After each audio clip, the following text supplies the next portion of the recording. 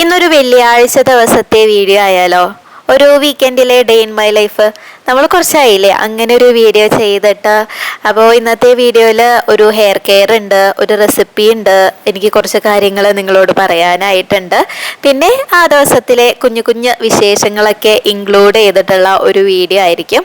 അപ്പോൾ വീഡിയോ കണ്ട് തുടങ്ങുമ്പോൾ തന്നെ ഒന്ന് ലൈക്ക് ചെയ്യാനായിട്ട് മറക്കരുത്. പിന്നെ നിങ്ങളുടെ വിലയേറിയ കമൻസും വീഡിയോ കണ്ടിട്ട് എന്താണ് നിങ്ങൾക്ക് തോന്നുന്നത്, എന്തെങ്കിലും ഇമ്പ്രൂവ്മെൻറ്റ് വരുത്താനുണ്ടോ എന്നുള്ളതൊക്കെ കമൻ്റായിട്ട് അറിയിക്കാനായിട്ടും മറക്കരുത്. അപ്പോൾ വർക്കൊന്നും ഇല്ലാത്ത ഒരു വീക്കെൻഡിലെ ഒരു ഡേ ഇൻ മൈ ലൈഫാണ് കേട്ടോ. അപ്പോൾ അതാ രാവിലെ എന്നൊന്നും പറയാനായിട്ട് പറ്റില്ല കേട്ടോ. 10:30-ക്കൊക്കെയാണ് എഴുന്നേറ്റുണ്ടായിരുന്നത്. ഇത് വെള്ളിയാഴ്ച ദിവസമാണ് കേട്ടോ. അപ്പോൾ വെള്ളിയാഴ്ച എന്ന് പറയുമ്പോൾ ഇവിടെ വീക്കെൻഡാണ്. വ്യാഴാഴ്ച രാത്രിയിൽ തന്നെ നമ്മൾ പുറത്തൊക്കെ പോയിട്ടുണ്ടായിരുന്നു ഫ്രണ്ട്സിൻ്റെ കൂടെയൊക്കെ. പിന്നെ തിരിച്ചു വരാനായിട്ട് 2 മണിയൊക്കെ ആയിട്ടുണ്ടായിരുന്നു. അപ്പോൾ പൊതുവെ വീക്കെൻഡിൽ ഞാൻ എന്താ ചെയ്യാന്ന് വെച്ചാൽ ശരിക്കും അലാറം വെക്കാറില്ല, മറിച്ച് ടൈമറാണ് വെക്കുക. അപ്പോൾ ഒരു 8.5 മണിക്കൂർ ടൈമർ വെച്ച് എപ്പോഴാണോ ടൈമർ ഓഫ് ആവുന്നത് അപ്പോഴാണ് ഞാൻ എഴുന്നേക്കാറുള്ളത്. കാരണം ബാക്കിയുള്ള ദിവസങ്ങളിലൊക്കെ രാവിലെ 6 മണിക്ക് എഴുന്നേൽക്കുന്നതുകൊണ്ട് തന്നെ ചിലപ്പോൾ രാത്രിയിൽ ഒരു 11 മണി 12 മണി 12:30 ആവും കിടക്കാനായിട്ട്. അപ്പോൾ 6 ഉറങ്ങുന്നതിനനുസരിച്ചിരിക്കും. അപ്പോൾ അതുകൊണ്ട് തന്നെ ചിലപ്പോൾ ഒരു 5.5 മണിക്കൂർ 6-6.5 മണിക്കൂറൊക്കെയാണ് ഉറക്കം കിട്ടാറ് പൊതുവെ. അതുകൊണ്ട് വീക്കെൻഡിൽ അങ്ങ് ഉറങ്ങും കേട്ടോ. അതുകൊണ്ട് ടൈമർ വെക്കും ഒരു 8.5 മണിക്കൂർ. എപ്പോഴാണോ ആ ഒരു ടൈമർ ഓഫ് ആവുന്നത് അപ്പം മാത്രമേ ഞാൻ എഴുന്നേക്കാറുള്ളൂ. നമുക്ക് ഉറക്കം എന്നുള്ളത് മസ്റ്റാണല്ലോ. അപ്പം അങ്ങനെ 10:30 ആകുമ്പോൾ എഴുന്നേറ്റ് പാറക്കുട്ടിയും എൻ്റെ കൂടെ തന്നെ എഴുന്നേറ്റിട്ടുണ്ടായിരുന്നു കേട്ടോ. അപ്പം ഇനി ഇന്നത്തെ പരിപാടികളൊക്കെ തുടങ്ങണം. ലേറ്റായിട്ട് എഴുന്നേൽക്കുന്ന ദിവസം മൊത്തം ഒരു ഹറിബറി ആയിരിക്കും കേട്ടോ. അത് വീക്കെൻഡ് ആണെങ്കിൽ പോലും അങ്ങനെ തന്നെയാണ്. മൊത്തത്തിൽ എന്താ ചെയ്യേണ്ടത് ഒന്നിനും സമയം തികയാത്ത പോലൊരു അവസ്ഥ അങ്ങനെയൊക്കെ ആയിരിക്കും കേട്ടോ. അപ്പോൾ പാറു രാവിലെ എഴുന്നേറ്റ് വന്നിട്ടുണ്ട്. അപ്പോൾ ജസ്റ്റ് ഒന്ന് ബ്രഷൊക്കെ ചെയ്യിച്ച് അവിടെ അങ്ങനെ ഇരുത്തേക്കാണ് കേട്ടോ. ആ ഒരു മൂടൊക്കെ ഉറങ്ങി എഴുന്നേറ്റതിൻ്റെ ആ ഒരു മൂടൊക്കെ ഒന്ന് ശരിയാവാനായിട്ട്. അപ്പോൾ ഇനിയിപ്പോൾ രാവിലെ ബ്രേക്ക്ഫാസ്റ്റ് ഉണ്ടാക്കാനായിട്ടുണ്ട്. പിന്നെ ലേറ്റ് ആയിട്ടുണ്ടായിരുന്നു, ഓൾറെഡി ലേറ്റ് ആയിട്ടുണ്ടായിരുന്നു. അപ്പം പിന്നെ പെട്ടെന്ന് തന്നെ നമുക്ക് ബ്രേക്ക്ഫാസ്റ്റ് ഉണ്ടാക്കാം, അല്ലെങ്കിൽ ബ്രേക്ക്ഫാസ്റ്റ് ലഞ്ച് ഒക്കെ ഒരുമിച്ച് കഴിക്കേണ്ടതായിട്ട് വരും. ആദ്യം നമ്മൾ സ്ലാബൊക്കെ ഒന്ന് ക്ലിയർ ചെയ്യട്ടെ. ഇന്നലത്തെ കഴുകി വെച്ചിട്ടുള്ള പാത്രങ്ങളൊക്കെ ഒന്ന് എടുത്തു വെക്കട്ടെ.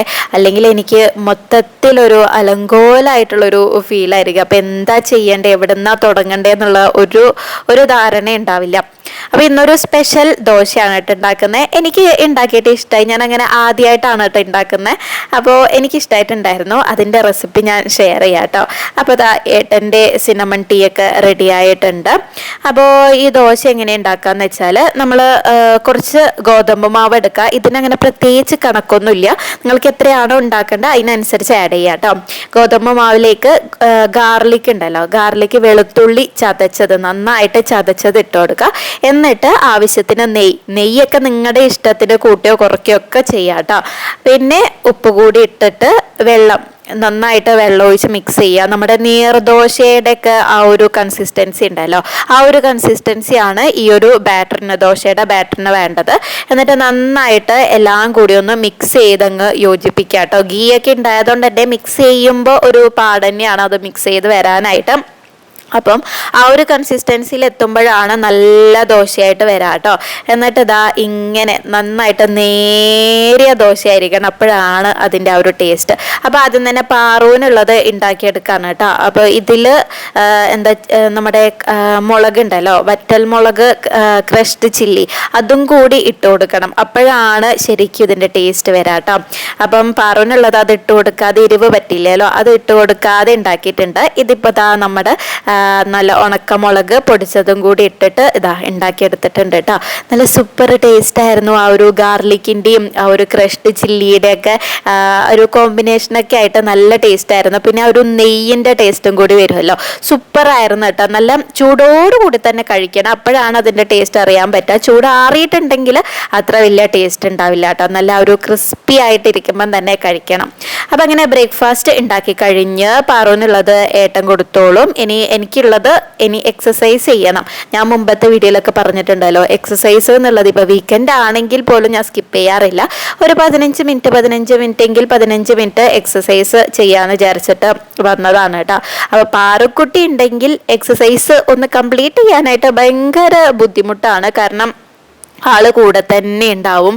പിന്നെ അങ്ങനെ ചെയ്യണം ഇങ്ങനെ ചെയ്യണം, പാറു എന്താണോ കാണിക്കുന്നത് അതുപോലെയൊക്കെ ചെയ്യണം, അല്ലാതെ എൻ്റെതായ രീതിയിൽ ചെയ്യാനായിട്ടൊന്നും സമ്മതിക്കില്ല. എല്ലാത്തിനും എൻ്റെ കൂടെ നിന്ന് എനിക്കിങ്ങനെ ഇൻസ്ട്രക്ഷൻസ് തന്നുകൊണ്ടേയിരിക്കും കേട്ടോ. അങ്ങനെയില്ല, ഇങ്ങനെയാണ് ചെയ്യേണ്ടത്, അങ്ങനെ ചെയ്യരുത് എന്നൊക്കെ പറഞ്ഞിട്ട്. അപ്പോൾ ഒരു എന്താ പറയുക, ഒരു കാട്ടിക്കൂട്ടലായിരിക്കും. എന്താണെങ്കിലും എനിക്ക് എക്സസൈസ് ചെയ്തേ മതിയാവുള്ളൂ. അതുകൊണ്ട് അങ്ങനെ അങ്ങ് ഓരോന്നും അങ്ങനെ ചെയ്തുകൊണ്ടിരിക്കും കേട്ടോ. പിന്നെ ഇത് ബെഡ്റൂമിൽ നിന്നാണ് എക്സസൈസ് ചെയ്യുന്നത്. കാരണം ഏട്ടന് കുറച്ച് വർക്ക് ഉണ്ടായിരുന്നു. അപ്പോൾ ഏട്ടൻ അവിടെ ഓഫീസ് റൂമിൽ ഇരിക്കുകയാണ്. അപ്പോൾ ഇനിയിപ്പോൾ ഇതാ 12 മണിയൊക്കെ കഴിഞ്ഞിട്ടുണ്ട്. ഏതായാലും ചോറ് വെക്കാന്ന് വിചാരിച്ച് ഇന്നത്തെ കറി ചെമ്മീൻ കിട്ടിയിട്ടുണ്ടായിരുന്നു. അപ്പോൾ ചെമ്മീൻ ഇനി നന്നാക്കാനായിട്ടുണ്ട്. പക്ഷെ കറി ഏട്ടനാണ് കേട്ടോ ഉണ്ടാക്കുന്നത്. റോസ്റ്റ് ഏട്ടൻ ഉണ്ടാക്കാന്ന് പറഞ്ഞിട്ടുണ്ട്. അപ്പം ഞാൻ ഇതാ ജസ്റ്റ് ഒന്ന് അരിയിട്ടേക്കാണ് ചോറ് ഉണ്ടാക്കാനായിട്ട്. പിന്നെ ഇതാ ചെമ്മീൻ ഡീപ് റോസ്റ്റ് ചെയ്യാനായിട്ട് വെള്ളത്തിൽ ഇട്ട് വെച്ചിട്ടുണ്ട്. പിന്നെ വലിയ ചെമ്മീനായതുകൊണ്ട് അധികം പാടുണ്ടാവില്ല നന്നാക്കാനായിട്ട്. പിന്നെ ഏട്ടൻ ഉണ്ടാക്കി തരാമെന്ന് പറഞ്ഞല്ലോ കറി. അപ്പം പിന്നെ ഇനി ലഞ്ചിൻ്റെ ഭാഗത്തേക്ക് ഞാൻ ആലോചിക്കേണ്ടതായിട്ടില്ല. പിന്നെ ഏതായാലും ഇന്നൊരു ഹെയർ കെയർ ആവാന്ന് വിചാരിച്ചു. ഇതാ ലോറിയലിൻ്റെ സ്പാ ഉണ്ടല്ലോ, സ്പാ ചെയ്യുന്ന ക്രീമാണ് കേട്ടോ. ഇത് ഞാൻ നാട്ടിൽ നിന്ന് കൊണ്ടുവന്നതായിരുന്നു. കാരണം എൻ്റെത് ട്രീറ്റ്മെൻറ്റ് ചെയ്തിട്ടുള്ള ഹെയർ ആണ്, കെമിക്കൽ ട്രീറ്റ്മെൻറ്റ് ചെയ്തിട്ടുള്ള സ്മൂത്തനിങ്ങും സ്ട്രെയിറ്റനിങ്ങും ഒക്കെ ചെയ്തിട്ടുള്ളതാണ്. അപ്പം സ്പാ അറിയാലോ, എല്ലാ മാസവും ചെയ്യുന്നത് നല്ലതാണ്. അപ്പം പാർലറിൽ പോയിട്ട് ചെയ്തിട്ടുണ്ടെങ്കിൽ നല്ല പൈസയാണ്. അപ്പോൾ പിന്നെ ക്രീം ഞാൻ കൊണ്ടുവന്നതായിരുന്നു. അപ്പോൾ പാറുവിൻ്റെ ഫേവറേറ്റ് ഫ്രൂട്ടും കഴിച്ചുകൊണ്ട് അങ്ങനെ ഇരിക്കുകയാണ്. ഇത് ലോങ്ങം ഫ്രൂട്ടാണ്. എനിക്ക് നല്ല ഇഷ്ടമാണ് കേട്ടോ ഇത് കഴിക്കാനായിട്ട്. എന്തോ ഭയങ്കര ഒരു റിഫ്രഷിങ് ഫീലാണ് ഈ ഒരു ഫ്രൂട്ട് കഴിച്ച് കഴിഞ്ഞാൽ. നല്ല വാട്ടർ കണ്ടൻറ്റും ഉണ്ട്, പിന്നെ നല്ല ആൻറ്റി ഓക്സിഡൻറ്റ് റിച്ച് നല്ല ഫ്രൂട്ടാണ്, കഴിക്കുന്നത് നല്ലതാണ്. അപ്പോൾ ആൾക്കിപ്പം ഫേവറേറ്റ് ഫ്രൂട്ടാണ് കേട്ടോ. അല്ലെങ്കിൽ ഓറഞ്ച് ആയിരുന്നു ഫേവറേറ്റ് ആയിട്ടുണ്ടായിരുന്നത്. ഇപ്പോൾ ഈ ഒരു ഫ്രൂട്ടും നല്ല ഇഷ്ടമാണ്. അതുകൊണ്ട് ഒറ്റയ്ക്ക് തന്നെ തൊലിയൊക്കെ കളഞ്ഞ് അതിൻ്റെ കുരുവൊക്കെ കളഞ്ഞ് അങ്ങനെ ഇരുന്ന് അങ്ങനെ കഴിച്ചോളൂ കേട്ടോ. നന്നായിട്ട് കഴിക്കുകയും ചെയ്യാം. അപ്പോൾ മക്കൾ എന്തെങ്കിലുമൊക്കെ ഒന്ന് ഇഷ്ടത്തോടെ കഴിക്കുന്ന കാണുമ്പോൾ ഒരു സന്തോഷമാണല്ലോ. ഈ ഫ്രൂട്ട് ഇപ്പം നാട്ടിലും കിട്ടാനുണ്ട് കേട്ടോ, മുമ്പേ നാട്ടിലും കിട്ടാനുണ്ട്. പിന്നെ ഞാൻ എന്നിട്ട് അച്ഛനോട് അമ്മയോടൊക്കെ പറഞ്ഞിട്ട് 2 വീട്ടിലും, വയനാട്ടിലും എൻ്റെ വീട്ടിലൊക്കെ ഇത് ചെടി വാങ്ങിയിട്ട് നട്ട് വെപ്പിച്ചിട്ടുണ്ട്. അവരെ കൊണ്ട് വാങ്ങിപ്പിച്ച് നടിയിച്ചിട്ടുണ്ട്. നാട്ടിൽ ഉണ്ടാവുന്നുണ്ട് എന്നാണ് ഞാൻ വീഡിയോസൊക്കെ നോക്കുമ്പോൾ കണ്ടിട്ടുണ്ടായിരുന്നത്. അപ്പോൾ നമുക്കിതാ ഇനി അത് അപ്ലൈ ചെയ്യാം. എൻ്റെ മുടിയുടെ അവസ്ഥ ഞാനിപ്പോൾ അങ്ങനെയൊന്നും കെയർ ചെയ്യാറേ ഇല്ല കേട്ടോ. എന്നാലും ഇനിയിപ്പം കൃത്യമായിട്ട് കെയർ ചെയ്യണം എന്ന് വിചാരിക്കുന്നുണ്ട്. കണ്ടോ എന്തോ ഒരു അവസ്ഥയാന്ന് നോക്കുക, ആകെ ഡ്രൈ ആയിട്ട് ഫ്രിസി ആയിട്ട് അങ്ങനെ അങ്ങ് ഒരു ഹെൽത്തി അല്ലാതെ അങ്ങനെ കിടക്കാണ് കേട്ടോ. അപ്പോൾ ജസ്റ്റ് നന്നായിട്ടൊന്ന് മുടിയൊക്കെ ചീകി വന്നിട്ട് ഞാൻ ആദ്യത്തെ ക്രീം ഒന്ന് അപ്ലൈ ചെയ്യാണ്. ആദ്യത്തെ ക്രീം ഒന്ന് അപ്ലൈ ചെയ്തിട്ട് ഒരു 10-15 മിനിറ്റ് വെയിറ്റ് ചെയ്യണം. എന്നിട്ട് കഴുകി കളഞ്ഞിട്ടാണ് മറ്റേ ക്രീം അപ്ലൈ ചെയ്യേണ്ടതായിട്ടുള്ളത്. അപ്പോൾ ഓരോ മുടിയെണ്ണകളും ഇങ്ങനെ എടുത്തെടുത്ത് അപ്ലൈ ചെയ്തിട്ടുണ്ട്. ഞാൻ പിന്നെ ബാക്കി ബാത്റൂമിൽ നിന്നാണ് ചെയ്തേക്കുന്നത്.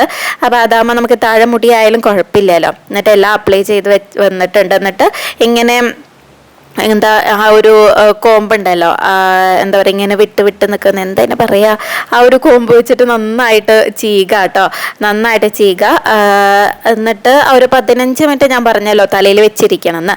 ആ സമയം കൊണ്ട് മൊത്തത്തിൽ ഹാള് പാറു കളിച്ചിട്ട് മൊത്തത്തിൽ ഇങ്ങനെ വലിച്ച് വാരിയിട്ടേക്കാണ്. ഒന്ന് ക്ലീൻ ചെയ്യാമെന്ന് വിചാരിച്ചു. അപ്പോൾ പാറക്കുട്ടീനെ കൊണ്ട് എന്നെ ടോയ്സൊക്കെ എടുപ്പിക്കുകയാണ് കേട്ടോ, ഓരോന്ന് എടുപ്പിക്കുകയാണ്. അങ്ങനെ ആകുമ്പോഴാണ് കുട്ടികൾ പിന്നീടും ടോയ്സ് അങ്ങനെ വലിച്ച് വാരി ഇടാതിരിക്കുക. അപ്പോൾ ആൾക്ക് മടിയൊക്കെയാണ്, എന്നാലും നല്ല കുട്ടിയാണ് പാറക്കുട്ടി, എല്ലാം എടുത്ത് വെക്കുന്നൊക്കെ പറഞ്ഞിട്ട് അങ്ങനെ മടിയാണ് എന്നൊക്കെ കുട്ടികളുടെ മുന്നിൽ നിന്ന് നമ്മൾ വേറൊരാളെടുത്ത് പറയുന്ന സമയത്ത് പിന്നെ അവരുടെ മനസ്സിൽ അതന്നെ പതിഞ്ഞു പോവും. പിന്നെ അവർക്ക് അതൊരു എനിക്ക് മടിയാണ്, അതുകൊണ്ട് ഞാനൊന്നും ചെയ്യേണ്ടതില്ല എന്നുള്ളൊരു മെൻറ്റാലിറ്റി ഉണ്ടായി വരും. അതുകൊണ്ട് നെഗറ്റീവായിട്ടുള്ള ഒരു കാര്യം കുട്ടികളുടെ മുന്നിൽ നിന്ന് പറയാതിരിക്കുന്നതാണ് കേട്ടോ നല്ലത്. അപ്പം അങ്ങനെ എല്ലാം എടുത്ത് വെച്ച് അവളൊരു സൈഡിൽ നിന്ന് വെക്കുന്നുണ്ട്. അവളെ പാറു മാത്രമാണ് ചെയ്യുന്നതെങ്കിൽ പിന്നെ ഇന്നൊന്നും അത് തീരില്ല കേട്ടോ. അപ്പോൾ ഒരു സൈഡിൽ നിന്ന് ഞാനും കൂടി എല്ലാം ഒന്ന് എടുത്ത് വെക്കാണ് കേട്ടോ. അപ്പോൾ ഇതാ 1:40 ഞാൻ എന്നിട്ട് അപ്പോഴേക്കും ഇനി എന്താ കറി ഉണ്ടാക്കണമല്ലോ.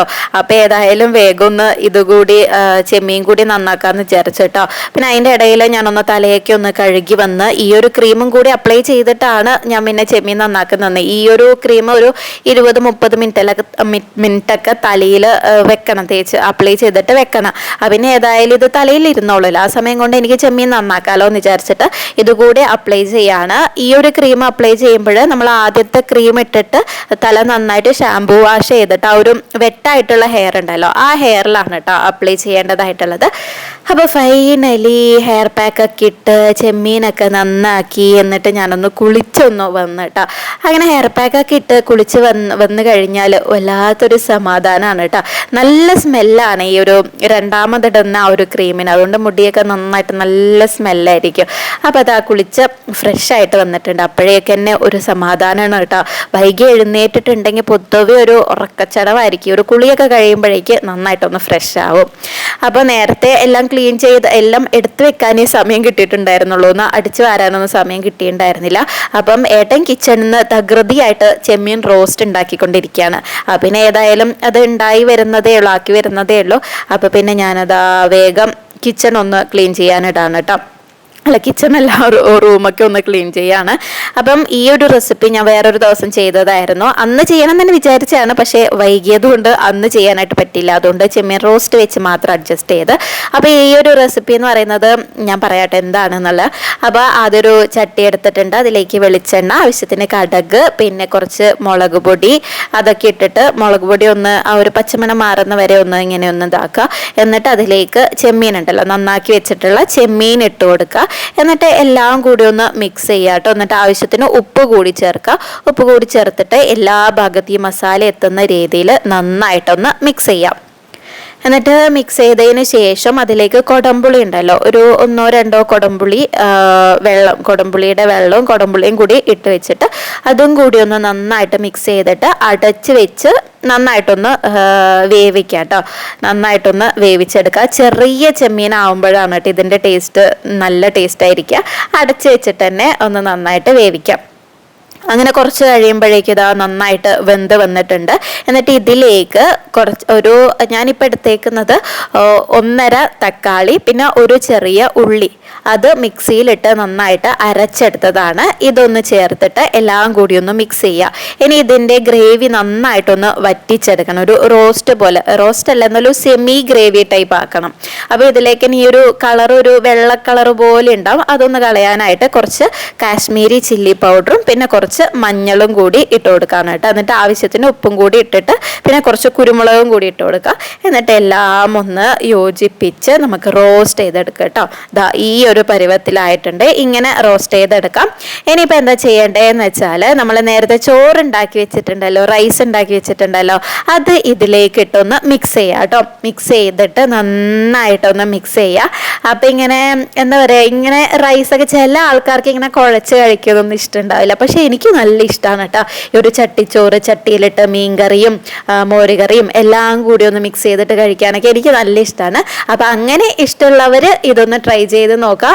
തീർച്ചയായിട്ടും ഇഷ്ടമാവും കേട്ടോ. ഒരു ചെമ്മീൻ്റെ ഫ്ലേവർ, പിന്നെ ആ ഒരു എന്താ പറയുക സ്പൈസി, അങ്ങനെയൊക്കെ ആയിട്ട് നല്ല ടേസ്റ്റ് ഉണ്ടാവും കേട്ടോ. കുടംപുളിയൊക്കെ ഇട്ടതുകൊണ്ട് തന്നെ അതിൻ്റെ ആ ഒരു പുളിയും കൂടി ഉണ്ടാവും.